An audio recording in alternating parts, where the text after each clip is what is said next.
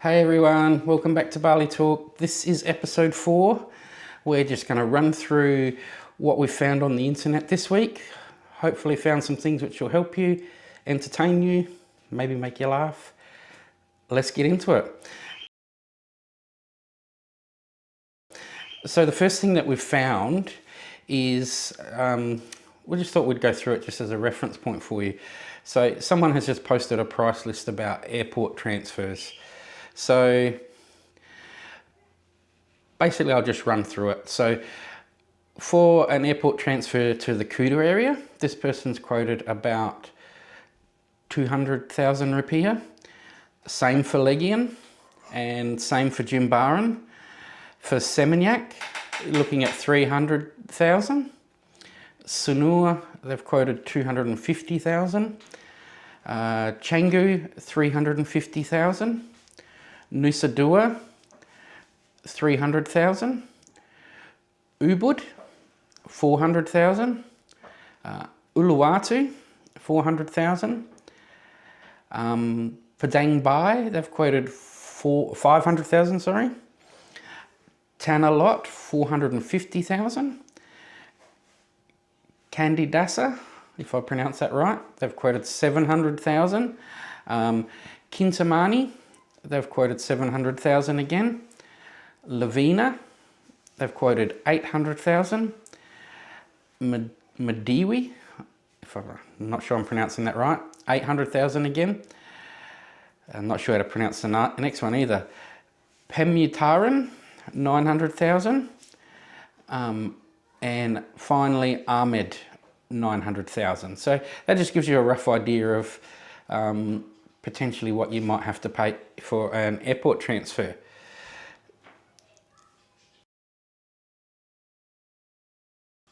So next one, again it's just a quick one and we'll put the link in the comments of the video. It's just someone's posted about a vacuum packing service, which, you know, the last couple of times we've been, it's not so much weight that's been our issue, it's been being able to fit everything in the bags. Spent way too much. So this company is called We Suck Bali. So they will come to your accommodation and vacuum pack all your belongings so that you can get them into your suitcase. So again, we'll post those details in the comments. Now, next one, hopefully we might find some funny things. What's your unspoken Bali rule every first timer should know? So let's have a look at what people have been commenting. First one, don't tell them it's your first time, and that will come up a lot. And yeah, trust me, don't. If it is your first time in Bali, try not to let them know that. Next person's commented, never trust a fart in Bali. I can guess you can guess where that's heading. Next person, and I presume they're talking about, well, they could be talking about anything, shopping or tours. They're saying pay whatever price you're happy with. And they're commenting that someone in the pool will always tell you they paid half the price of whatever you've paid. So they could be referring to tours or shopping. Yeah, and yeah, if you're happy with what you paid, that's the end of it. Don't drink the water. And I think we've covered this before. When choosing a place to eat, go where it's busy. Busy is a good sign. Next one is don't hire a scooter if you've never ridden one in your own country. So if you've been smart and you've got travel insurance, if you do not have a motorcycle license and have not taken the time to get an international license, you will void your travel insurance. So don't end up as another GoFundMe. If you don't have a motorcycle license, you don't have the right permit, do not hire a scooter.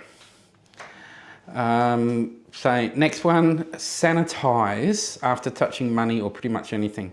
So I think we've recommended that before. So sanitizer, hand sanitizer is your best friend.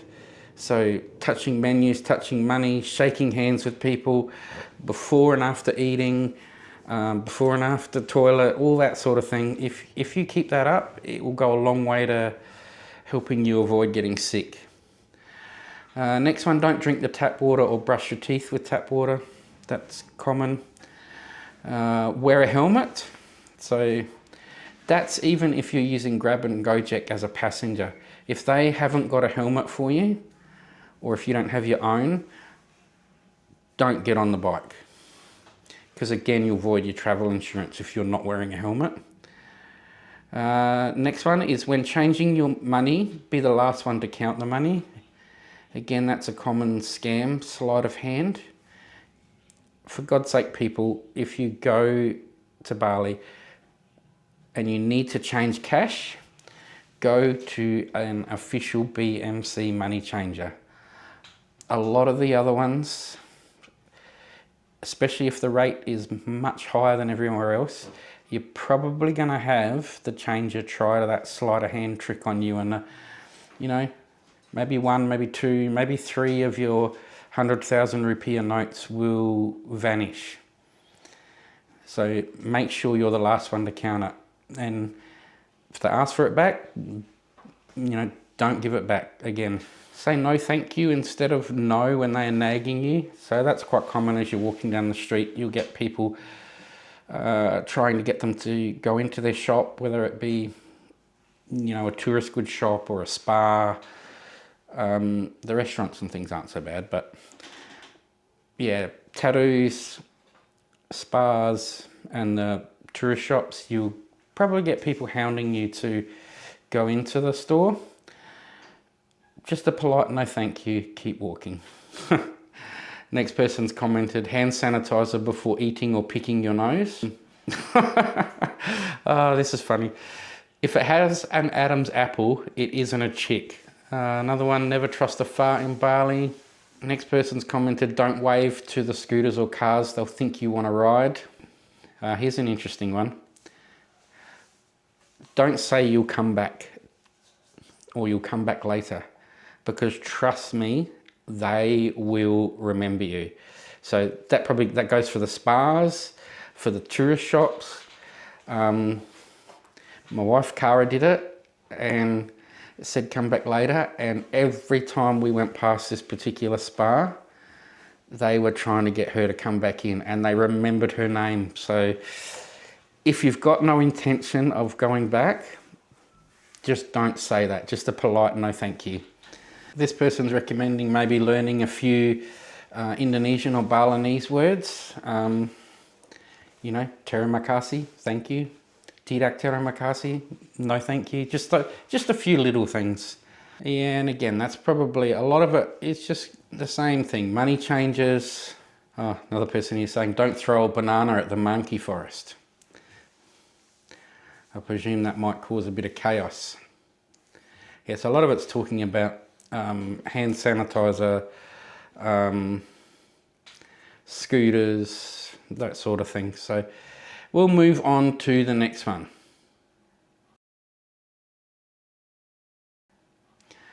So the next one is talking about, it's called the Karma Hotel Group. So if you actually Google this, it will come up listed as a scam. It's not really a scam. Well, it is, but it isn't. So the Karma Hotel Group is actually a legitimate business. It's a timeshare business. Now, where you'll come across this in Bali, generally at busy intersections, there'll be people handing out these, scratchy sort of prize cards. And I'm guessing that probably every card wins.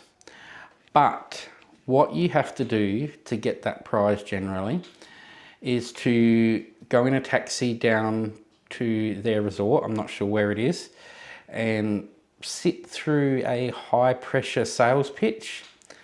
From what I've heard, 20 to 30 grand to buy into this timeshare. And there has been feedback on the internet that, you know, if you're a frequent traveler, it can actually be worthwhile. But, you know, if you're only managing to get overseas maybe once or twice a year, it's probably not worth your time. So where Google lists this as being a scam is if that you don't go to them, you won't get the prize. If you do go with them and don't sign up, again, you're likely not to get the so-called prize that you've won. So it is legit. You know, it's a way to get people down to their resort to listen to the presentation. You know, now, I think we talked before, Cara did it the first time we were over there. She was curious, but, you know, as soon as they said that we had to go with them in a taxi, she was like, nah, not doing that. And of course, yeah, we didn't get the prizes that we supposedly won.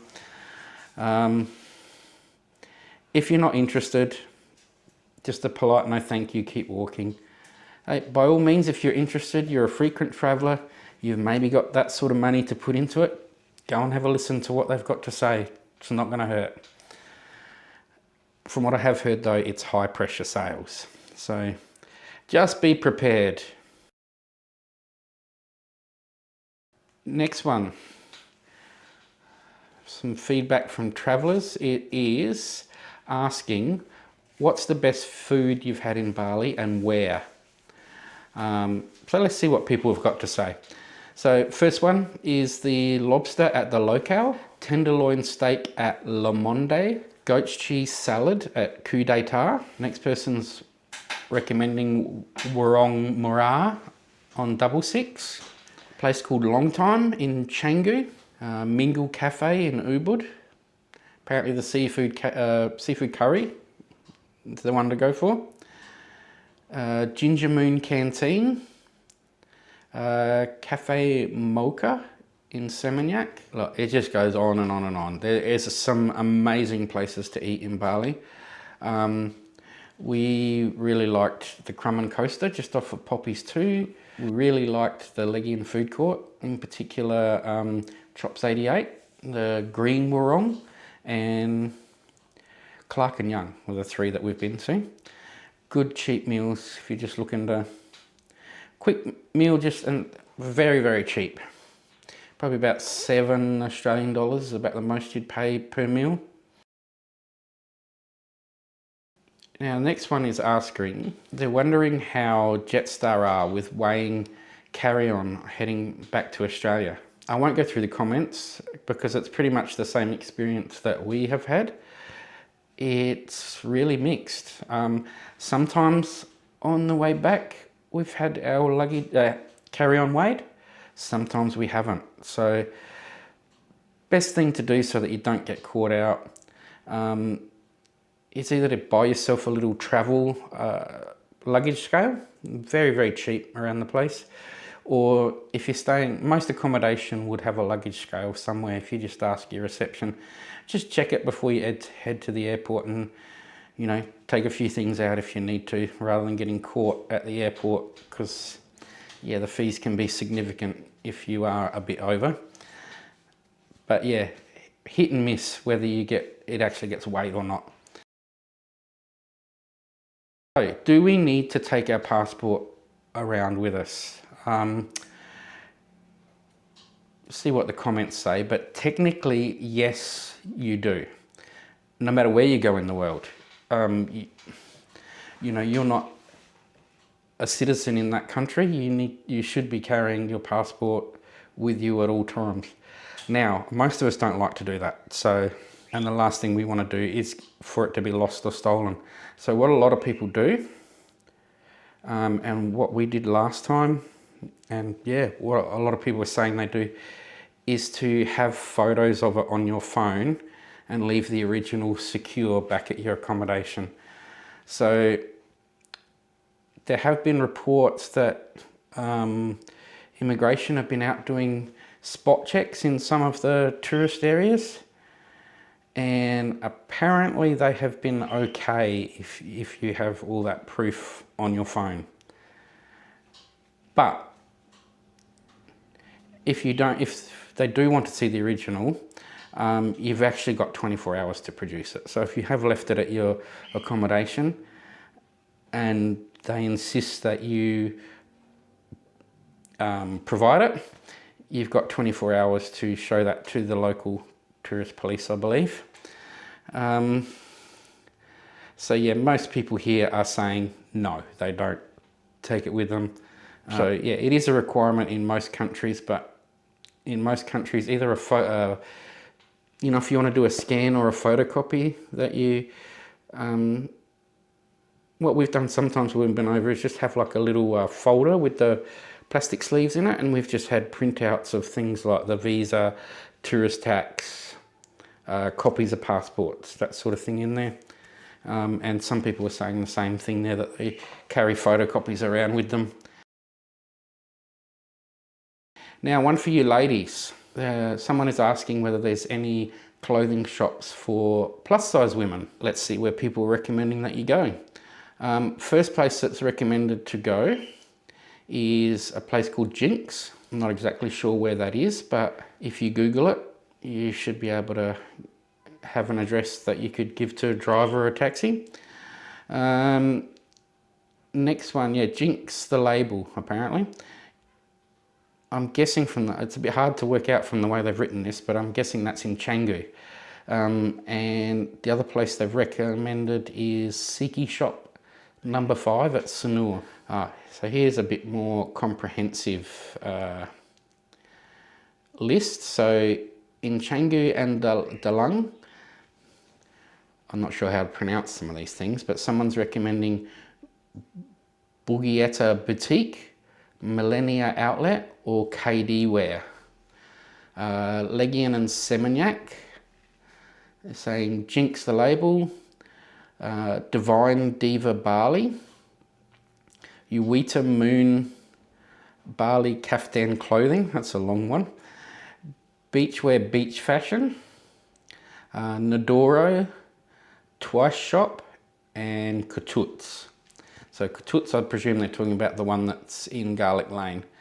Denpasar, something called Esmathic plus size, Bali Shihu, Millennia Outlet again, and French Toast, and Ubud French Toast. So yeah, a lot of people are recommending Jinx and Divine Diva.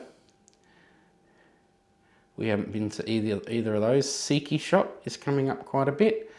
And here's another one, Queen Evil in Garlic Lane. And then the last one is Hudson and Me Boutique. So yeah, if you need to look for the larger size clothing, apparently that's where you need to look. This one is about personal drivers. So this person is reporting they had a personal driver. Apparently he was fantastic, enjoyed his company, but apparently now the person's back in Australia that this particular driver is asking for more money. Apparently he's asking for $2, saying he's having problems and wants to borrow the money. The person's asking, that can easily help, but curious if this is a common request. So a lot of people are saying they've used a personal driver for years, decades, and never once been asked that. Most people, and the other people are saying, not to use that driver anymore. It's a sign, or not to hand over any money, if you do it once, the request will never stop. Yeah, here, don't, because it won't stop. Well, this person's saying their wife is from Bali and hate that sort of behaviour. It will become non-stop. $200, then another $200, and so on. I don't know. There's mixed reports there. But mostly it's saying, most of the comments are that, people are commenting, yeah, they've never been asked that. Or the other comment is, don't do it because it won't stop. It'll become a common thing. So yeah, personally, I wouldn't do it. Our drivers never ask for any additional above what we agree on for the day. I mean, sometimes we might give her a little bit extra just to help, but she's never asked for it. And quite often if we do try to give her a little bit extra, she's always trying to give it back to us. So next discussion, what is the biggest rookie mistake to make in Bali? And again, we get the karma group thing coming up. Someone saying, take a ticket from someone on the street. You are definitely not a winner. Forgetting travel insurance is the biggest mistake you can make. Yeah, I know it can, it will add an extra anywhere between about $150 to $300 or maybe even more to your trip. But, if something goes wrong, you probably don't want to know how many tens of thousands you might be up for. So definitely do it. If you happen to break a leg, maybe it needs some surgery, all that sort of stuff, you're going to be stuck in Bali longer. Hospital bills will be phenomenal. You don't want to know, to be tens of thousands of dollars. And if you've got travel insurance, and as long as you weren't doing something stupid like riding a scooter without a license, all of that should be covered. So definitely do it. Yeah, we get back to the same reference which comes up quite often. Letting your dad pack your boogie bag. Farting. Yeah, telling them you've just arrived. Don't ever tell anyone that you'll come back, because they will remember you. Brushing your teeth in tap water. Staying in the tourist areas. So Bali isn't just about Kuta, Legian, Seminyak and Ubud. Waving to the friendly people in cars and scooters after they beep their horn. Turns out they wanted me to be a customer. Here I was thinking they were very friendly. So yeah, it will happen a lot. If you're walking down the streets, you'll hear the horns going off, and it's not to say hello. It's basically trying to get your attention to see if you want to ride. Forgetting your trusting of the fart thing comes up quite a bit. Yeah, sunburn, tap water. This is funny. Forgetting to remove your key from the scooter's ignition, then returning later to have some dude waiting for you in order to sell your scooter key back to you. Yeah, telling people it's your first time, that comes up a lot. Yeah, tap water. Asking your Gojek driver to take you to a massage parlour and you find out it's a brothel. Which of course is highly illegal in Indonesia, but we won't go there. Yeah, and a lot of it's just the same people talking about the same thing.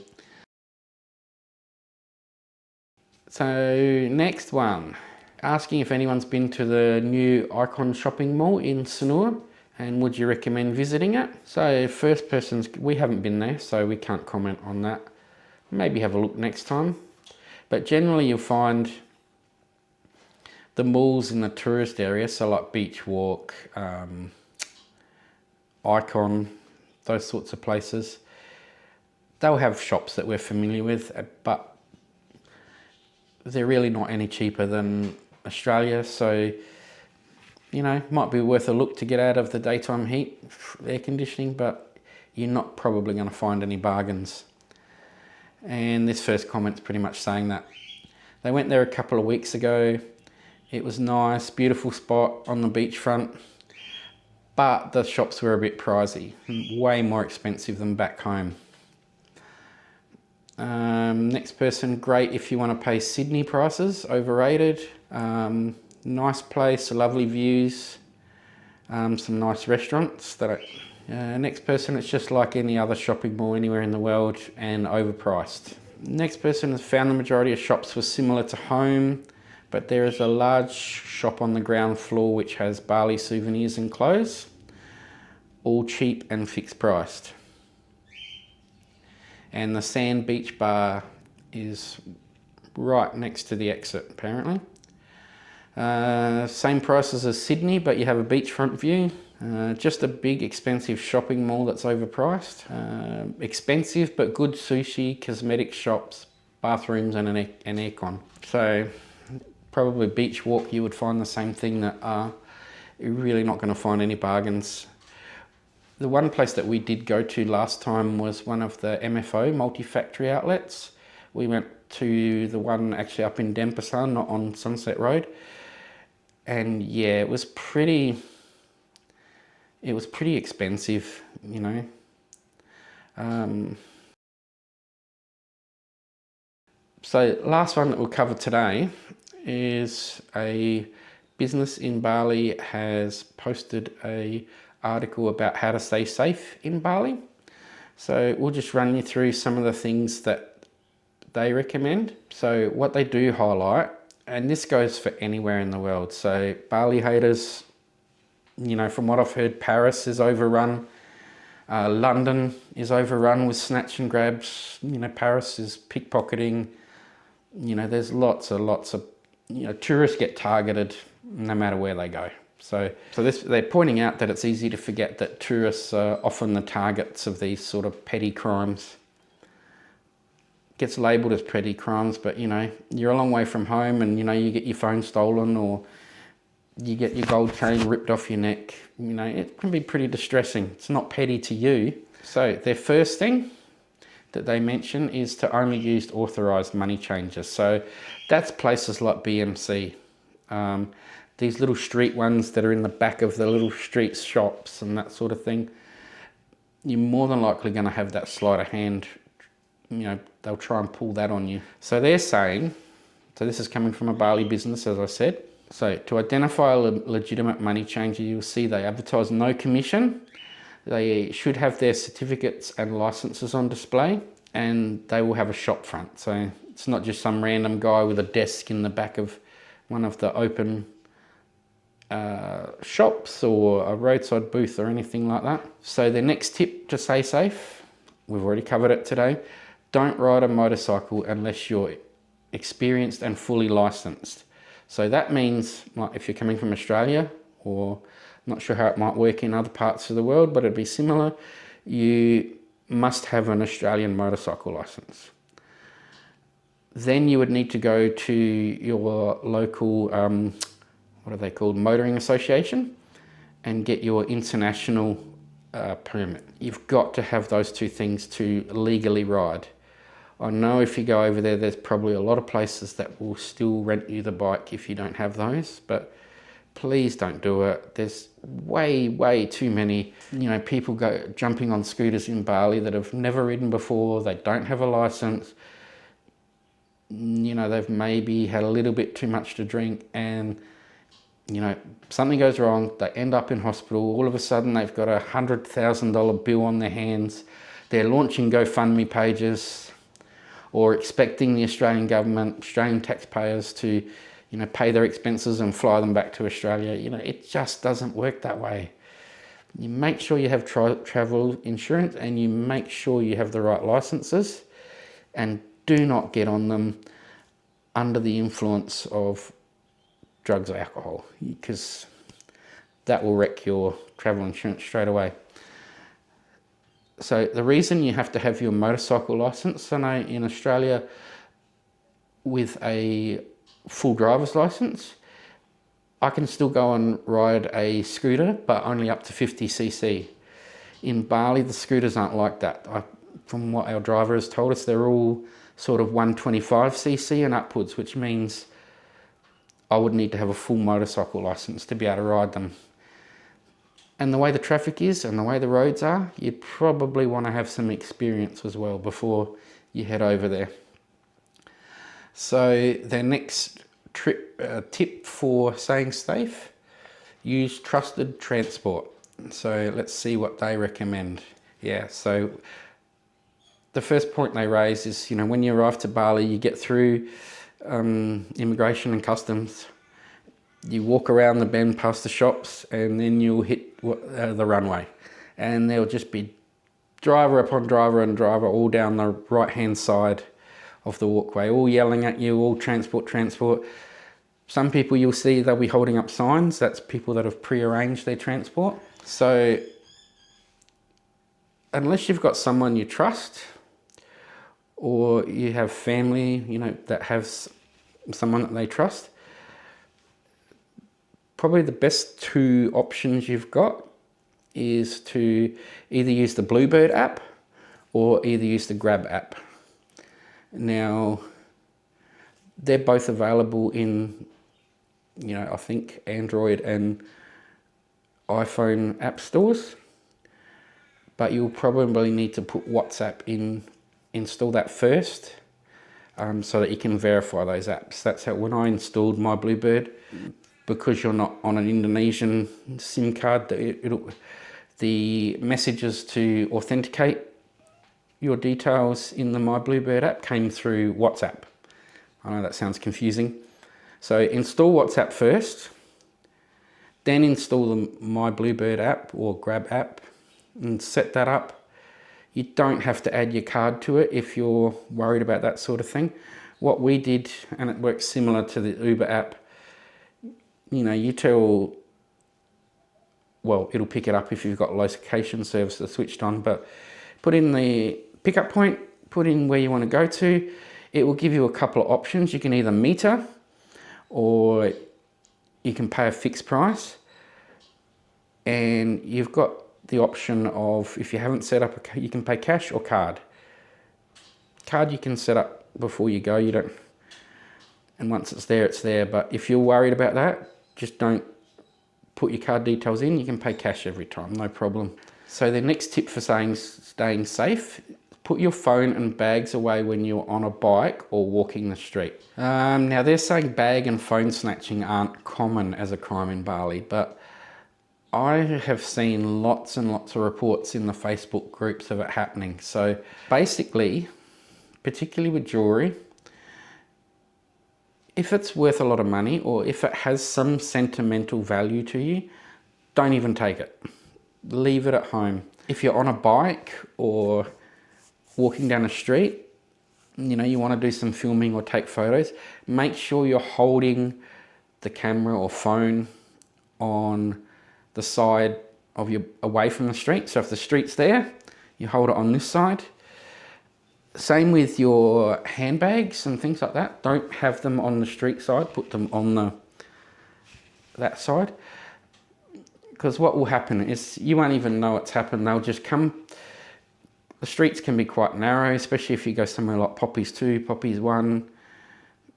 The Garlic Lane's a bit wider, but what they'll do is if you've got the bag out on the roadside, they basically just will come up behind you on the scooter, grab the bag and off they go. And you will potentially get hurt in the process. The most recent one I saw was, I think, a tourist from European country like Morocco, maybe Mauritius, something like that, had some jewelry stolen, and the photos they posted online is this massive bruises around the neck and things like that, because they've come up behind, grabbed the chain and just yanked it and kept going. Unlikely you'll ever get it back. Phone, you might be lucky if you have, you know, some sort of Find My Phone app on your phone. You potentially can track it, get help from the tourist police or the security or accommodation to track it down and get it back if you're lucky. So yeah, and that's the same thing that they say here, is to keep your bags and possessions on the side of your body which is furthest from the roadside. So as I said, roadside here, keep all your things on this side. So yeah, I have to be mindful of that with the GoPro and things like that. Just, I generally wear a neck thing, so it'd be a bit hard to spot from coming up behind me. They might see it if they're coming from that way, but they're really not going to get it off. If I do have to hold it, yeah, it's probably something that I need to do, is to make sure I'm holding it not on the, away from the road. So yeah, they're saying here, if you're on a scooter, to, you know, get the driver to either lock it in the storage capsule or hide the things between you and the driver. The next safety tip is don't drink the tap water or brush your teeth with it. I don't think we need to go over with that. If you're there's a potential you can get Bali belly, potentially some other parasites or other illnesses, potential. So it's probably just not worth the risk. Most accommodation will provide you with bottled water for that reason. So if you walk into accommodation and you see bottled water on the bathroom vanity, that's what it's there for. It's not a complimentary drink. It's for you to be able to brush your teeth with, rinse your mouth out, that sort of thing. Their next tip, use mosquito repellent. Again, we've been over that plenty of times. Different things seem to work for different people. We use the Bushman's products, seem to work for us, but we also use the Mozzie Gear patches as well. So have them stuck on our backpacks or whatever bags we're carrying at the time, stuck to bed heads, that sort of thing. Seems to have worked so far. So apparently the dengue mosquito is most active during the daytime. So, don't think it's a nighttime thing that's going to happen. Apparently they're really, really small, so you might not even notice them. So yeah, daytime, make sure you're wearing your repellent. The reason we use Bushman's is it's also got sunscreen in it, so it's sort of doubling up. Doesn't smell the best, which is maybe why the mosquitoes stay away. Doesn't feel the best on the skin, but small price to pay compared to what I've heard about people getting it. Their next tip, use safe ATMs. Card skimmings at ATMs does happen in Bali. It happens everywhere. I mean, we've all seen it pop up on the news in Australia from time to time. I'm sure it's an issue right around the world. So they're saying when you choose an ATM to use, make sure you check for any signs of tampering around the keypad area. They're suggesting that you use an ATM located within a mall, resort or a bank rather than the street side ones. Yeah, last time we were over there, we stayed near the Bali Bomb Memorial and there was an Indomart right next to it. We used the teller machine in there, no problem. Obviously being inside a shop, it's going to be much harder for someone to tamper with it. And just the fact that there was cameras surrounding it. So just make sure you cover up when you're putting your PIN in, and don't forget you have to use credit when you're over there. If you try savings, it will probably get rejected. The reason we used the one in the Indomart is it actually had a higher withdrawal limit. So we could actually withdraw, I think it was 300,000 rupiah at a time. A lot of the other ones, like another safe one is inside the foyer of the One Legion Hotel, but that had a $200,000 rupiah limit. So there's two safe ones for you if you're in that area. Their next tip is they're suggesting that you use a VPN. So if you need to do any online banking or bank transfers during your stay or wherever you are in the world, this will help stop online scammers from stealing your information on shared Wi-Fi. I wasn't using a VPN, but at the same time I didn't use the shared Wi-Fi either. I purchased through Klook a unlimited eSIM for 7 days. I think you can choose however many days you're staying, I think up to 30. Obviously the cost varies. I think for 7 days it was around $16, $17. And that was good. Obviously, yeah, we could transfer money between accounts as we needed to. We could use Google Maps if we were finding places to go to. Still check Facebook, could still call people through Facebook Messenger or WhatsApp. So yeah, no problems with using that eSIM. Their next tip is having travel insurance. I think we've probably covered that enough. Absolutely make sure you do it. And that's pretty much about it. So hopefully some of the information we've been able to find this week will help make your trip a bit safer, a bit more enjoyable. Yeah, we love Bali. We'll be back there again, unfortunately not till May next year. Hope you've had a good time today. Hopefully we'll see you in the next video. Give us a like or subscribe if you want. Hopefully we'll see you next time.